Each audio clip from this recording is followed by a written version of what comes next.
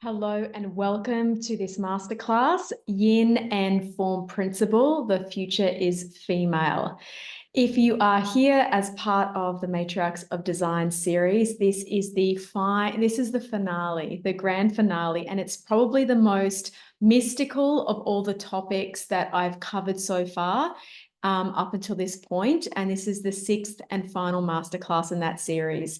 And it's actually a very beautiful moment because it's really only been upon the completion of preparing for this masterclass and putting the slides together and putting the information together that so many layers have also landed for me. And I'm sure I'm going to look back on this recording and whatever happens to it as far as future content goes. And it's going to be fairly meaningful, I have a sense.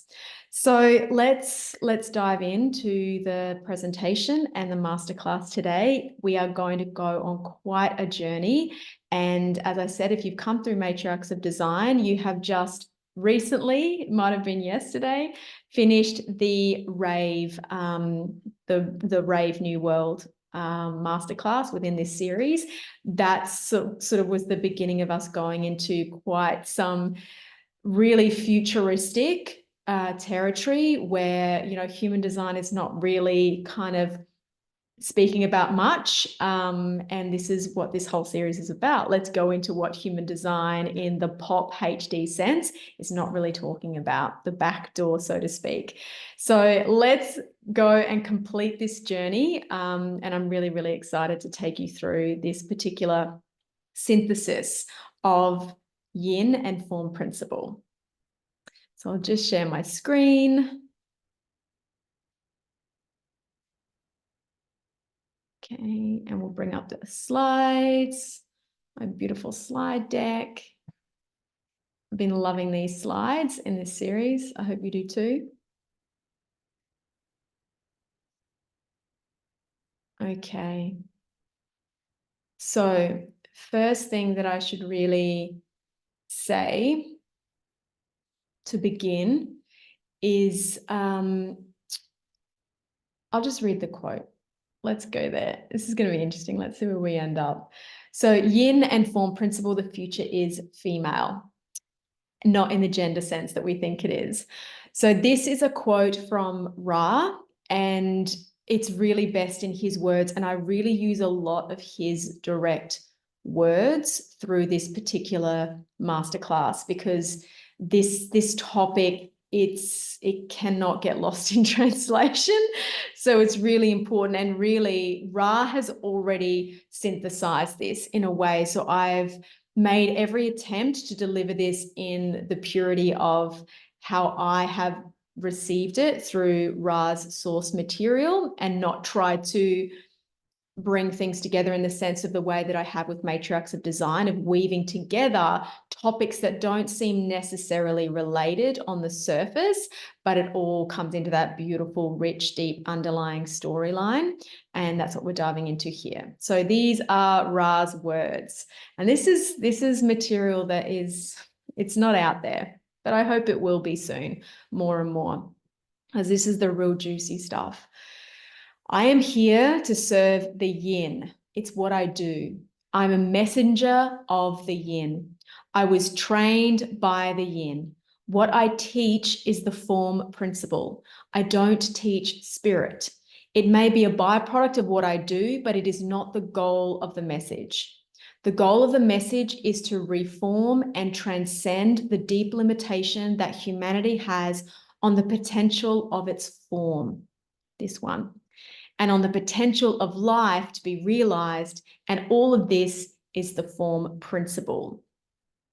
This quote is really key to everything that we're going to discuss. And what's been really interesting for me through this process is that I really kind of got, and it's a bit of an overused term in the space, download. I got the download or the upload, or whichever way it goes, particularly from a yin point of view. To present Matriarchs of Design. And it just sort of came through in this way of, it had its own life. And I was like just trying to dissect the anatomy of it to understand what pieces fit where. And to be honest, it was just a very bodily approach. This has been the first series that I've really, or this is the first work that I've really offered that has been so out there. So it's been a huge learning curve for me, and also has just really taken me in a really profound direction as far as the type of work that I offer and the way that I feel so aligned with the way that I share the human design system and the knowledge behind the human design system.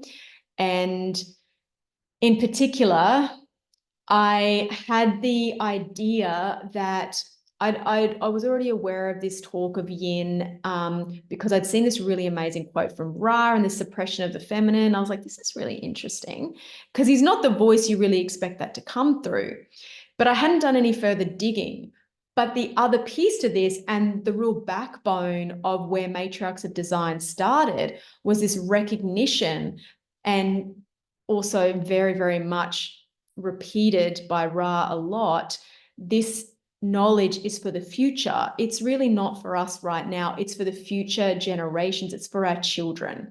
So that planted a really deep seed in me. And I felt, well, we need mothers, and we need the people that are raising that generation, not gender specific, but that maternal, that matriarchal leadership to come back forth. And through that idea, I didn't really recognize that there was this whole mystical cosmic process that actually is unfolding along those lines, which has just been the most gratifying of this whole process for me. Because sometimes, you know, as a 4323 as well, a lot of things come through, they're just like, what? But this was one of those things that was like, what? But then you get the gratification that, yes, this actually, there is gold in this, even if it's come through in an odd way. So I'll just say that to preface, and I'm sure I'll be entertained looking back on this particular recording in the future, whenever that may be. All right, so let's dive in a little further. All right, the usual convention, what we will cover. We will cover form principle. We kind of already just have given a big hint about it. Yin and yang. Now, you may have heard this as yin and yang, and it's not really the correct pronunciation. So as much as I possibly can, I like to respect correctness, and particularly the cultural and language origins of different words. So it's yin and yang. And Pluto, we definitely need to talk about Pluto, a little bit Saturn, very little bit, Sedna, and the neo-matriarchs of design. All right, let's start with form principle. Let's hopefully start with something we kind of have a little bit of bearing with. Form principle is a term coined by Ra. Ra identified himself as a mechanic. He didn't identify himself as a scientist, as a mystic, as a spiritual guru. None of those words were ever really in his vernacular to describe what he does. But repeatedly, he said, look, I'm a mechanic. I work with vehicles. I work with the form. And this is where all of this sort of stems from. It's all form, because the body, the vehicle, is the life. Without the vehicle, this might sound very 3D, but the reality is, without the vehicle, there is no life. There is nowhere for the personality to be witness to a life.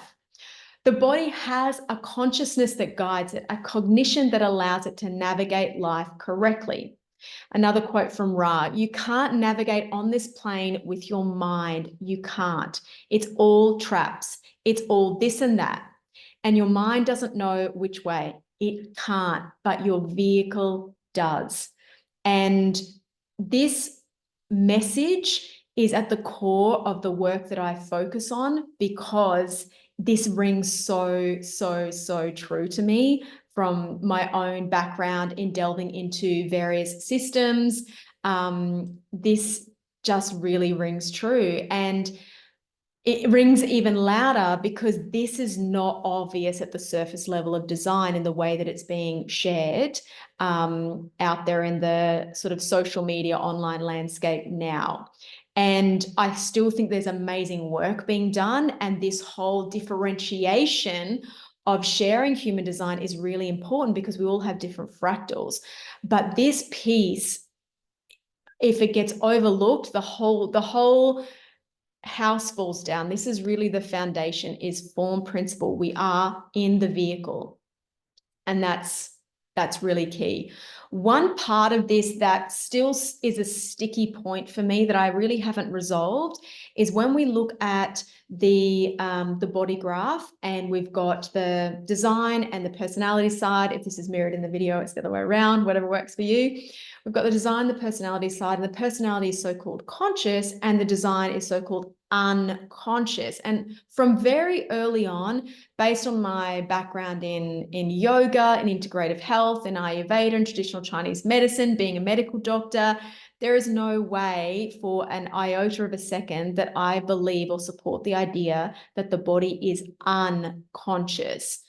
It has a consciousness that is different from this, like, the way we kind of live our lives in this sort of what we call awareness, which is really not as Ra has well described. So I prefer to think of the vehicle and the body as subconscious. And this is also really in alignment with yin, with the fact that there is consciousness, but it's subterranean, it's sub-layer, it's hidden, it's in darkness, but it is in existence. Unconscious to me means it's not there, it's absent. So that's something that if you work more deeply with me, that may be some terminology that you kind of hear differently that I use. And it's one of my main departures from the important language of human design and the keynoting of human design. I take my liberties. Yin and yang. So everyone everywhere really is very familiar with this graphic representation of yin and yang. This is a little bit of an artistic version of it. Traditionally, it's the black and white, with the predominant black side being the yin with that tiny little dot of white, and the yang being the other. So the yin is sort of this darker aspect, and the yang is the whiteness, okay? So the concept is they really don't exist separately. You can't talk about one without the other, because they work together. They coexist. An opposite but interconnected, self-perpetuating cycle. And I love this particular reference to cycle, because this is important, because we are moving in global cycles. And so this yin and yang actually filter into this. And it's very much a complementary energy or phenomenon, or whatever terminology you want to use, rather than opposing each other, that interact to form a dynamic system in which the whole is greater than the assembled parts.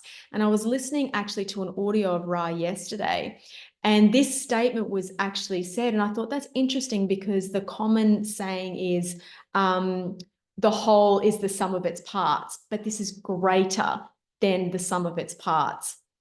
And yeah, he has said that in different contexts within the knowledge.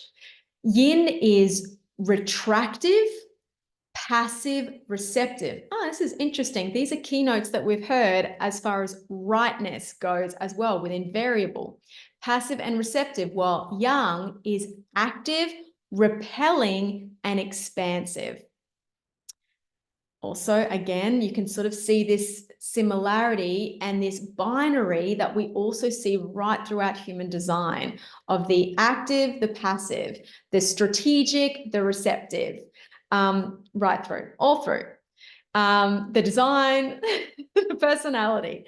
So whenever one quality reaches its peak, it will naturally begin to transform into the opposite quality. This is something I've also really wanted to tease out for emphasis in this particular subject matter that we're dealing with today. Whenever one quality, the yin or the yang, reaches its peak, it will naturally begin to transform into the opposite quality. For example, Practical example, grain that reaches its full height in summer, it's reached its full expression of yang, will produce seeds and die back in winter, going to its full yin expression in an endless cycle. That seed then gets regenerated and we go to yang again. The seed drops, dies off, we go to yin, regeneration. This creative cycle, the life-death cycle. And it's a cycle and it repeats. And this is very, very beautiful because there's a synergy with the global cycles as well. Okay, again, we have another binary consciousness. If we pull into human design and we take what we've just learned perhaps about yin and yang, or what you have already experienced or know about yin or yang just on the surface level, if we look at yin being the design, it's also the material plane, and yang is the personality or the mind aspect. So this is why we have this binary consciousness, and we have these two aspects of the body graph. The idea is that they don't oppose each other, they come into union, and then we've got the quantum expression. Every level of human design is about the way in which the form operates. It is the form that provides the stage upon which everything about the nature of being is lived out. It's the stage that life is being played out through a vehicle. You can think about life, but you're not living it. It's not the same thing. It's a completely different, that's the mind, that's the personality, and that's not life. We've had thousands of years of people juicing up the personality, another Ra quote, because they're so good. The whole patriarchy, God is male, all this stuff, pumping. It's the form principle. So this is where he wants to kind of redirect us. And because I've studied PHS, the primary health system of human design, I've had really deep seeds planted about the importance of the vehicle. It's mentioned over and over. And this is deeper layers of human design. This is going more into substructure architecture. And it's therefore later work that Ra introduced. And so all of these aspects really need to come into the full embodiment of what human design is now that we're currently sitting in 2024, given that this knowledge has really been popularized or started at least getting out there. It will never be popular, let's face it, since the early 90s, and Ra received this knowledge in 1987. So 2024, it's time to start pulling all this together because the door's closing, guys. Okay, yin revival and Pluto. What? How do we get to Pluto? Stay with me. So everything in the coming slides is based on a workshop might be too soft a term, that Ra delivered, and it was titled Grandma Pluto and Her Girls. And you can actually purchase this from the Jovian Archive, the best resource at this point in time for source material. There is the full audio of this particular class, and you've got an ebook as well.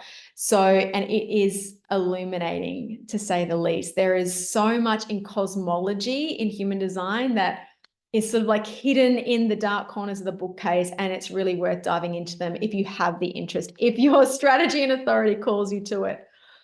So planets are conditioning forces as they filter the neutrino stream. This is hopefully fairly well known in human design.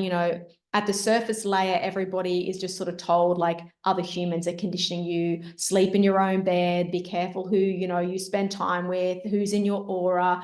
People kind of get stuck in that. And the fun thing is they're running around chasing that, and big old Saturn or Jupiter up there is actually conditioning the neutrino field before you're even receiving it, and also therefore conditioning all of us. Like, we can't control that aspect. So you can't control any of it really, and nor should you. The point is witnessing conditioning, being aware of conditioning, and showing discernment in what ways you can control is not the right word, but make sure that you are respecting your strategy and authority, being in the correct environment. These things are really going to help you. And limit resistance in your life, and coming up against the wrong energies and people and places. So Ra, this is a really interesting detail about Ra's experience with the voice, where he actually received all of this knowledge, this very famous event that happened in Ibiza in 1987, March 1987. Ra received the centers in our body graph, all the different centers and the planets in auditory form. It all was transmitted in auditory form, which is really beautiful, because if we look at the Hindu Brahmin system, the Vedic philosophy, it was all transmitted like orally between people, and it was all heard, this sort of auditory aspect. So it's really beautiful that this is also how this knowledge came through. It just makes me receive it in a more powerful way, this recognized form of profound knowledge coming to us on this earthly plane.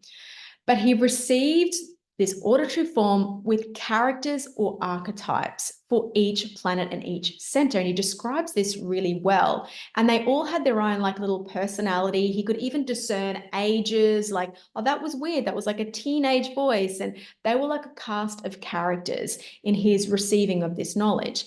Interestingly, what really stood out to him at the time, he didn't have a lot of knowledge at this time about the planets and cosmology and astronomy or even astrology. At the time that he received the knowledge, he was not even aware of his birth chart, which I found really interesting.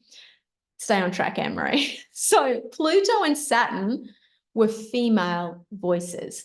This actually goes against Western astrology that tends to give these two particular planets in particular male characteristics. They were female voices. As Ra describes, and please excuse any political incorrectness here when I'm using Ra's words, Ra was who he was. Saturn he described as Dyke Yin, and this was a very distinctive female voice, but in male clothing. And that's kind of how we really do see Saturn. Saturn is kind of like the practical, tools down, this is our experience of Saturn, and yet it's feminine. There was a feminine aspect. It's like, whoa, that completely changes the whole architecture of Saturn and what it may represent. Saturn we're not going to talk about anymore in this particular masterclass, but we're going to talk a bit more about Pluto.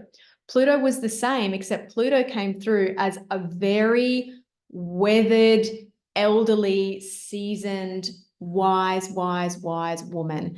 Ra sort of said, I felt like she was 265 years old. And it's really interesting because the full orbit of Pluto takes 248.9 human years, Earth years, as we would say. So it's really, really interesting, those two things. It is to me anyway.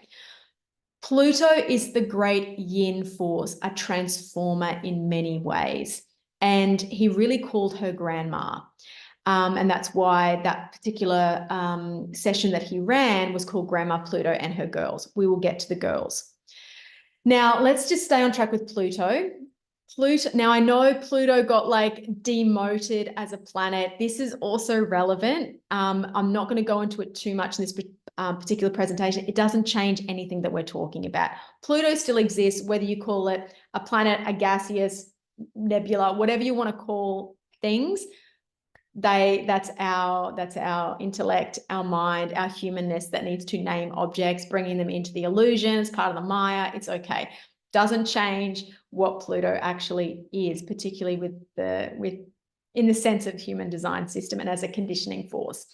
So Pluto was in gate 41 in 1781 when lots of things happened. Uranus was discovered in 1781. Projectors came into being in 1781, and we mutated from a 7-centered bioform to a 9-centered bioform. And it's very interesting because gate 41 is also the initiation codon. So big things had big beginnings when Pluto hit gate 41. Now, interestingly, at the time of this recording, at the time of this masterclass, Pluto has just returned to gate 41 literally weeks ago. And this is beyond profound. Like, I feel so humbled that I'm alive at this time, that I'm in a projector bioform at this time, because this is profound. It can only be profound. And we are going to be witness to something. We're only going to see a small part of it, but we are on this earth at a really profound moment in our evolution. And that's very, very exciting. Whether we get to see the full thing play out or not, we're here at a window of time where it's possible for us to understand it all. It's finally all going to be understood. It's finally all going to land, and then the door's going to close and we're kind of moved on. So Pluto's just returned to gate 41 weeks ago, and will remain there until even after 2027, because Pluto has such a far, like, slow, it's not necessarily slow, but it's a really large orbital track, 248.9 years. It moves through the gates really slowly. And this also means it makes it really hard for us as humans to really track and observe and summarize the kind of influences that Pluto really has. But Pluto is about truth, and Pluto will reveal the truth, but it takes a really long time. So I also just wanted to say something else, and this is why I've kind of put two photos here of Pluto. This is more representative of the actual color of Pluto. There is sort of said to be these kind of quite reddish areas when it's been photographed. But the first most striking thing that I saw when I was Googling images to bring in for this presentation was, I'm like, look at this glorious heart. Like, I can only see a love heart symbol here. And like, for me, when I saw that, I'm like, oh, of course it's a grandma. Of course it's a yin energy. Call me conditioned, whatever, but it definitely, having this visual representation of Pluto in this way, it's yeah, it's beautiful. It's very meaningful to me. Very meaningful to me, maybe because I'm a projector. I don't know. Okay, I'm gonna have to move my little square out of the way because I decided to do a different format of my slides to honor or dishonor Homer. I held back from being so disrespectful that I would put a cartoon image of Homer Simpson, the Homer that we all know probably the best.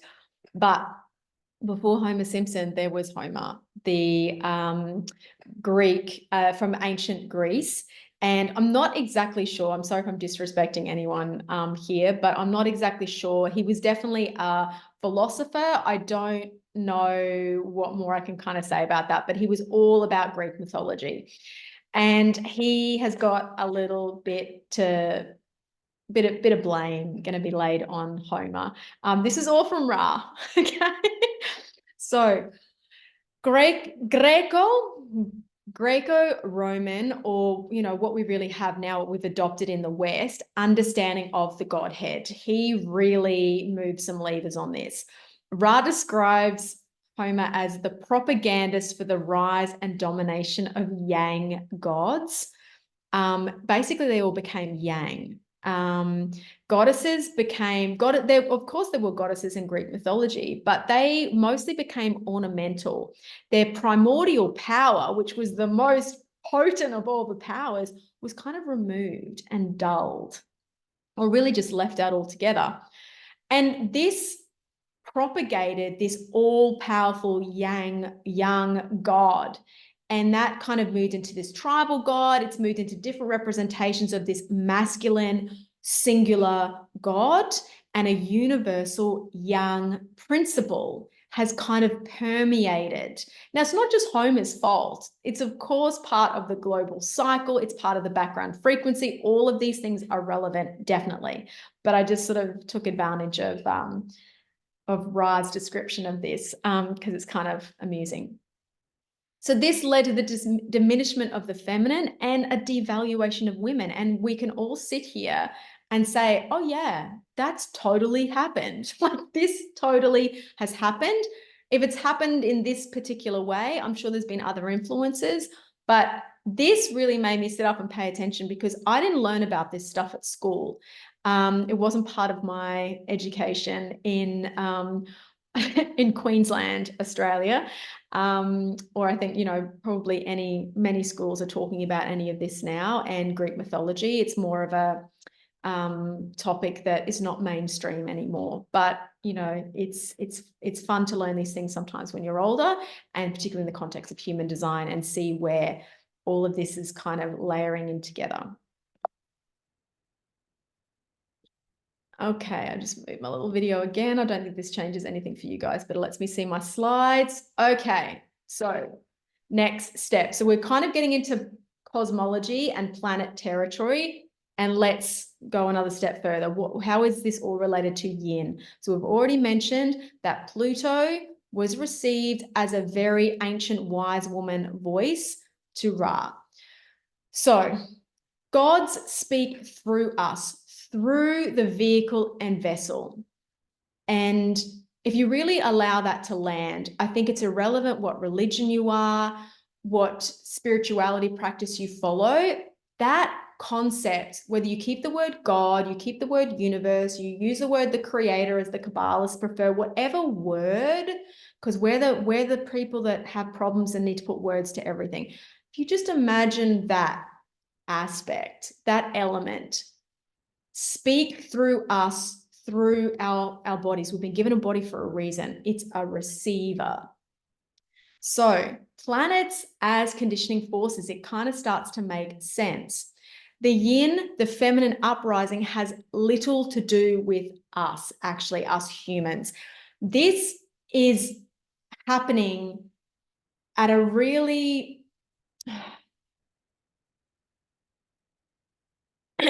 I'm trying not to go into an area that I don't want to go into, because it opens up a whole new can of worms. But we kind of can sit back at like a socio-political level and go, oh, well, there's this uprising of feminism and da, da, da, da, da. This is not our story. There is way more going on at a grander scale. And of course, we are being conditioned by that, and we are seeing this little human story of the uprising of the feminine and all the rest of it. But it's not coming from us, okay? Let's talk about the girls. Who are the girls? The girls are Sedna, Eris, and Dysnomia. Sedna was discovered on November 14th, 2003. So we've got Pluto here. I don't know if you can still see my pointer. Let's go back. We've got Pluto here. This is one of Pluto's 5 moons. This is Eris. This is Sedna. And Dysnomia is a moon of Eris. Okay. And these guys are even further away from us than Pluto. Pluto is sort of the closest. Now, when Pluto got deregistered, Neptune is now officially where our solar system ends. And we're going to get to that shortly, because it's very, very interesting. So Sedna, this gal here, was discovered November 14th, 2003. I believe it was 2006 that Pluto was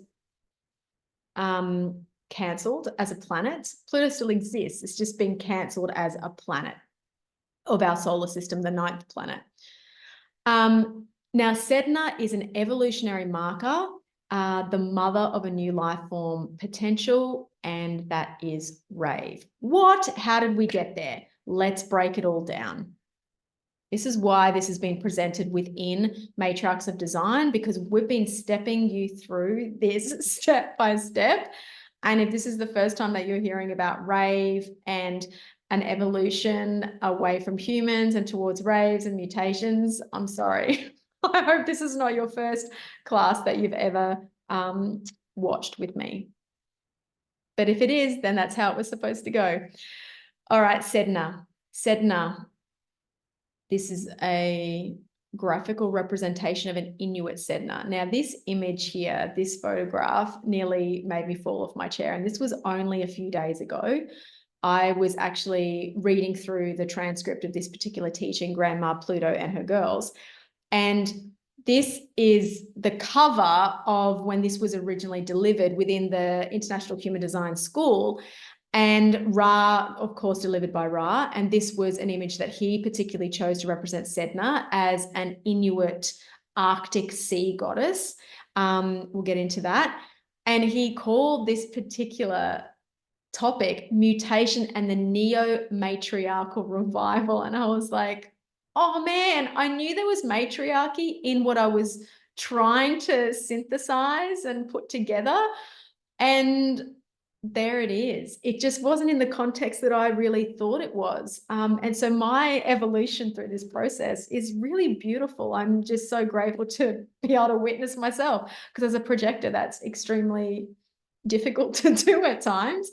But yeah, it's when I just saw that word matriarchy again, because I was very hesitant to use it. I'm like, it's too old, you know, I don't know if it's going to translate into how I want it to translate. And interestingly, yeah, Ra also having the 4323, as I do, you know, he went there, but, you know, on the basis of 20 plus years already teaching human design. I've kind of gone there early, but we're moving quicker. We're moving quicker because the door is closing. Anyway, let's get back to Sedna. So Sedna, in the mythology sense, of course, we've just named this planet Sedna, but from the mythological sense, she is an Arctic sea goddess, Also a creation goddess. Interesting, bringing forth an evolutionary shift into a new creation. The yin to Neptune's yang and the beginning, two guardians at the gates of the old and the new. So just stay with me. If you roughly know the order of the planets, their distance from the sun, Pluto was the furthest away until it was crossed off. Neptune in our solar system as of 2024, we teach, condition, program you to believe that Neptune is kind of where we end. And Neptune, interestingly, Neptune is a god of the sea, yang again. And Neptune's sea is the Mediterranean. It's warm, it's balmy. It's really profound because I've moved to the Mediterranean from Australia, which is when I actually discovered my human design, was when I moved to this particular part of the world. And yeah, life is crazy. It's a metaphor also for the emotional landscape of humans. So stay with me again. Let's try and get there together. So if you think about this kind of hot, balmy sea, like the sea that we kind of know, it's unpredictable. It can be tumultuous. This is Neptune's sea. This is the human emotional landscape. The sea is very much, water is very much related and a metaphor for emotions. Emotional landscape. Where is our emotional landscape in our human design knowledge and in our bioform? Solar plexus. So, solar plexus is the main lever in the whole mutation that is coming. Sedna's sea, she's Arctic. So she is underneath packed ice. There is no wave under packed ice. You know, in the open Neptune sea, it is able to be influenced by the weather. And so there's waves. And that's the wave, the motor wave of the solar plexus of our emotional experience as humans up until this point. This is our story. It's a human story. From Sedna's side, we're now moving into no wave. Where have we heard this before? No wave, Arctic, packed ice, emotional, frozen situation, raves. Raves, the wave will get switched off in 2027. All of those of us that currently have already been born, we will maintain our functioning as it has been, as far as Ra could predict. The mutation will come in the raves and they will have the motor function switched off, and because also that becomes an awareness center. This is our newest, not ours, it won't be ours, spirit awareness. We got our splenic awareness, and that was like our first kind of awareness center. If we go back right to the primitive time. And then from 1781, with that mutation, it opened up Ajna awareness for us in the 9-centered bioform. And now we're moving into the next mutation is solar plexus, opening us to spirit awareness for the rave. becomes an awareness center, no longer a motor. Eris. Let's talk about Eris. So Sedna is the creator. She's the creation goddess. She is bringing the new species into form through this mutation. When you have something newly born, what does it need? It needs protection so that it can survive and propagate. So Eris is the defense of that new creation, of this new species. From the mythology standpoint, Eris, I chose this photo because it's quite cute. Like this, I use an artist, you'll probably notice a very similar artistic thread through most of my imagery, because I found this artist and I just really resonate with her work. And so I use her work through all of my branding now. That might change by the time this is getting watched. But at the moment, that's what I do. And I knew I had this image from this particular artist, you know, amongst my file. And when I was reading about Eris, so this apple thing is significant. And then I'm like, this apple thing, that's interesting, because that goes back to the Garden of Eden and our sort of so-called origins. And now we're moving into this new species, this new era, and there's an apple again. We'll see. So essentially, it was said that Eris is a troublemaker, feminine again. And she is attributed as starting the Trojan War by throwing an apple into a ballroom full of people, an apple. She is also, for that reason, kind of termed the sister to our Mars. Now, Mars is like our warrior masculine personality in our solar system. But watch out, yin warrior energy doesn't need a spear, doesn't need these physical weapons in sort of the legend of Mars as far as that young warrior energy. No, the yin warrior is manipulative. She's cunning, she's crafting, she's unseen, she's the occult. Yin has always been more powerful than yang in the form of creation. Yin is the creatrix. You know, every aspect of the feminine, this is the creative vessel. Yes, it's not saying that we don't need masculine or yang. Try and get out of the gender idea here, because it's such a small layer of this. The yin is the creative potential. Creation is where the consciousness, the masculine, the yang, sits and lives. It needs something created. So that is yin. Yang power is a myth and illusion. I'm quoting that from Ra as well. So another quote, Ra, of course. There is so much power in the yin that has never, ever been allowed to flourish. Thousands of years now, where it's been held under this shroud and it's beginning to fall apart, the shroud, not the yin. Women, particularly Western women, know this. We've been living in one of those extraordinary bubbles in the last 40 years or so. It's an absolutely incredible time to be yin. And I put this in because if all of this is feeling a little bit out there, most women, most conscious men with their eyes and their hearts open can agree with this statement of the history of the devaluing of women, the oppression of women, and how we are going through a healing and a rebirth in that aspect, and an uprising of the feminine, not to suppress the masculine, but to come back to her rightful, equal, but not the same, but equal standing, because she brings something different to what he, yang, yin and yang, brings. They're both important. And the most important thing that's often forgotten about that classic yin-yang symbol that I showed early in the piece was the yin side is not just all black. She has a little bit of yang in her.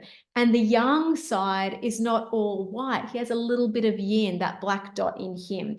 They need both. It's a continuum. It's a cycle. The end of yang supremacy. So we are down to the last couple of slides now. Now, these slides, I really have just re-delivered Ra's work and Ra's words here because he says it best. There is nothing left to kind of piece together in the concept of what I wanted to deliver in this workshop. This is like the closing message, and there was no better way that I could actually deliver this. So I'm really just going to be reading points that I've taken from his work from Grandma and her girls, Grandma Pluto and her girls. So please sort of just receive this and keep your mind aside and just receive it with this form, with this vehicle, the way that it was intended.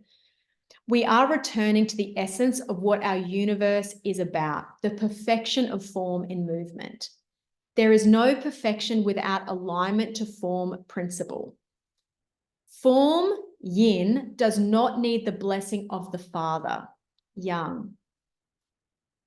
This is also reflected in Sedna's story. I didn't want to go into it in detail here for time's sake, but if you are interested, you can reach out to me or get the resource yourself from Jovian Archive. And there's a really nice summary of Sedna's mythological story in Ra's work, or I'm sure that you could just Google it and find out. But essentially, to quickly summarize it, Sedna and her dad did not have a good relationship. And so she went on and forged her own destiny against her father. She didn't need her father's blessing. So that's where that statement comes from. Personality is a yang stand-in and secondary because life is lived through the vehicle. I'll say it again. Personality is a yang stand-in and secondary because life is lived through the vehicle, not through our personality, which is a big slipping point in pop HD right now. The beauty and potential of life is based on the cognition system of the body, not the mind. Be really careful with terminology. It's very precise. Cognition, not thinking in the mind, the cognition system of the body, brain. We have a brain for a reason. Brain permits the mind to even exist. It starts with the form first. It is the beauty of the truth that human design brings, that when you abandon the yang personality and rely on the yin design, you transform your life.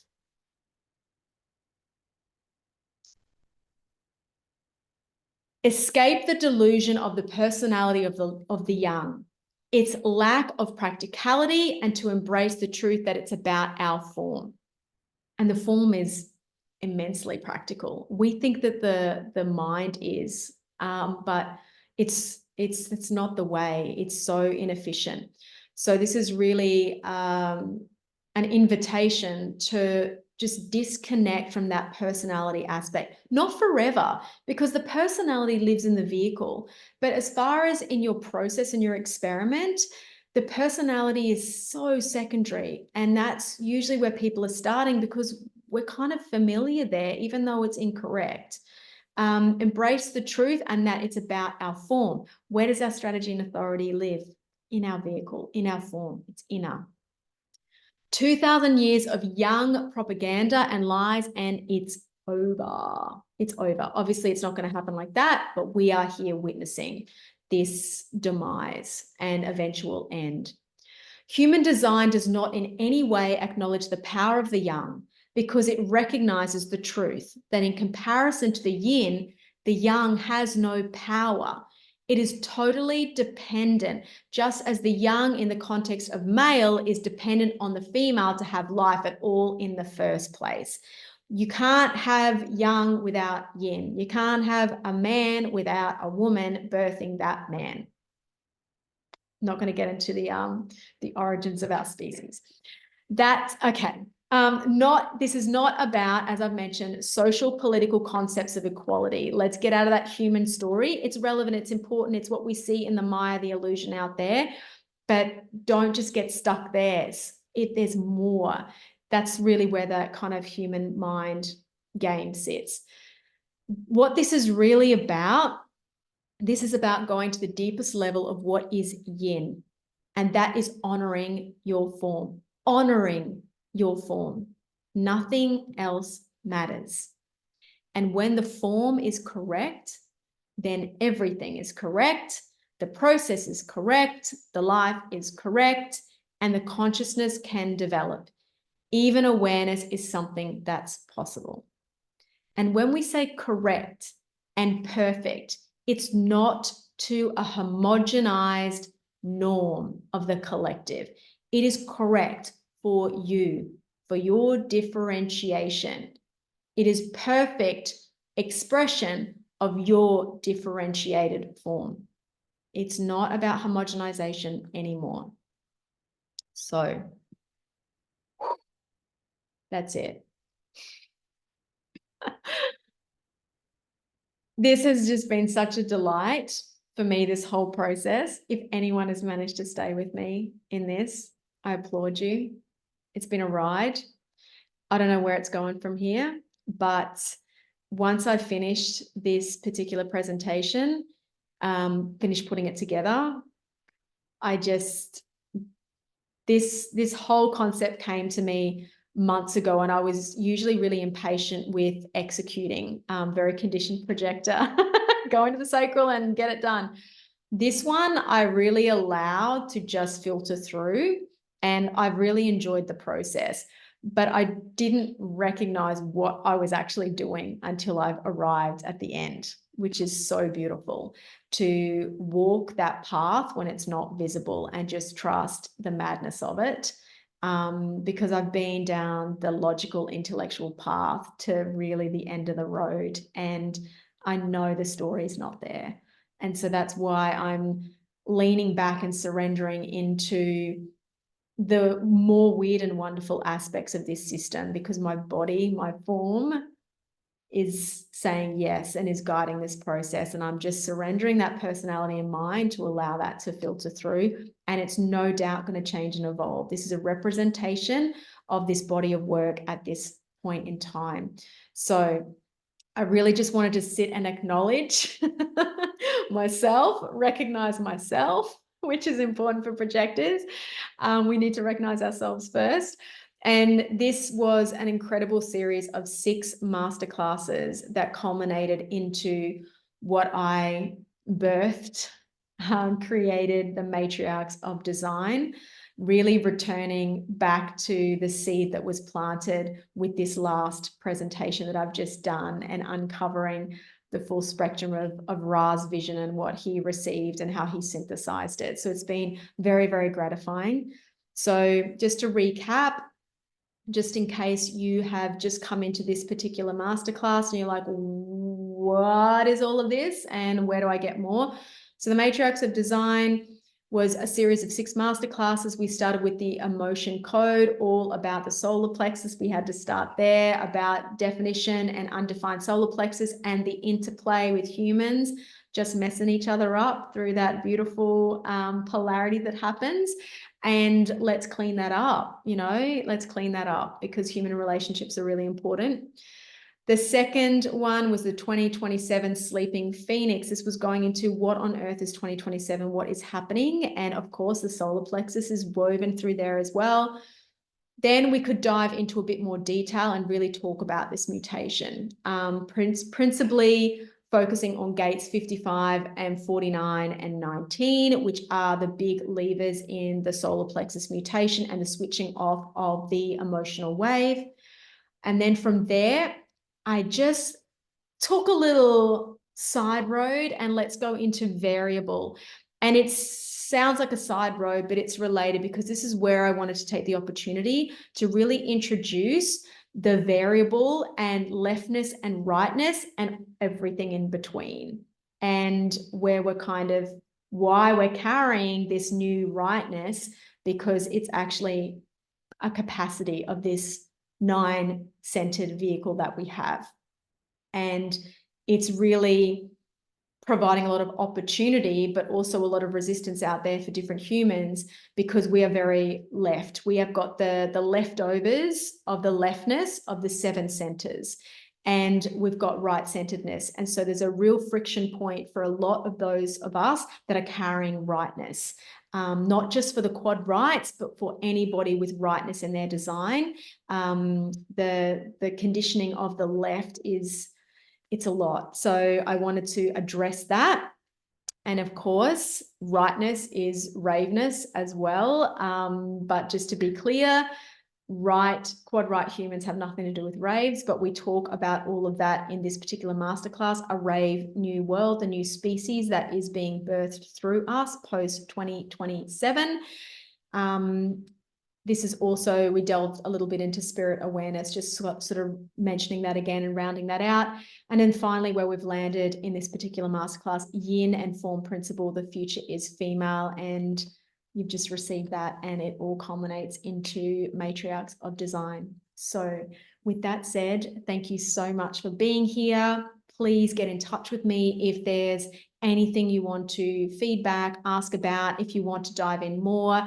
I'm open to invitations. I'm a projector. So as this lands, I really deeply wish and hope that this has been of value, that somehow this wild and crazy synthesis that came through me has been of value to those of you out there whenever you are actually receiving this. And if not, it has certainly been of value in my process. And for that, I'm really grateful. So I'll stop my share and we'll close everything down. Thank you so much for being here, and we'll see you next time. Ciao.